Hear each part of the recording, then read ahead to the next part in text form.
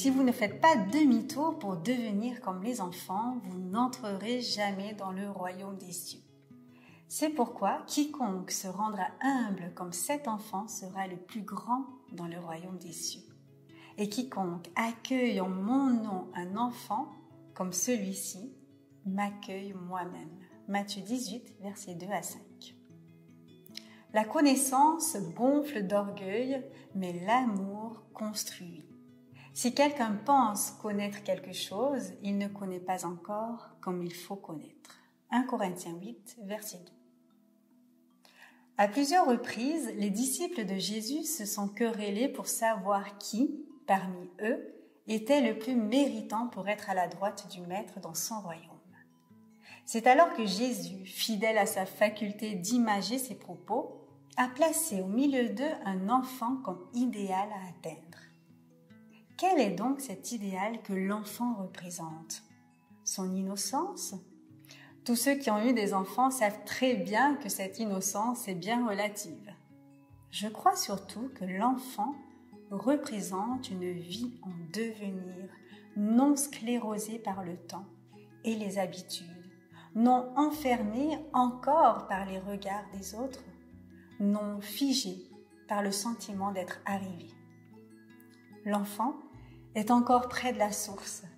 Il est près de sa terre, de son humus. D'ailleurs, c'est de cette réalité, humus, que vient le mot humilité. C'est justement être près de la terre qu'être humble. Non pas dans une position d'humiliation. L'humiliation est la perversion du sentiment d'humilité. Et c'est bien dommage que trop souvent la religion ait confondu l'humilité avec l'humiliation, croyant nécessaire d'infliger les pires tortures au corps et à l'esprit. Être proche de la terre, c'est être conscient de ses racines, de ses liens de dépendance avec Dieu, le Père et la Mère de la vie. C'est croire qu'en lui, tous les possibles sont devant nous. Que quel que soit notre chemin de vie, nous en sommes toujours au commencement, comme l'enfant qui se sait en devenir. C'est savoir que nous pouvons toujours faire demi-tour pour recommencer le chemin.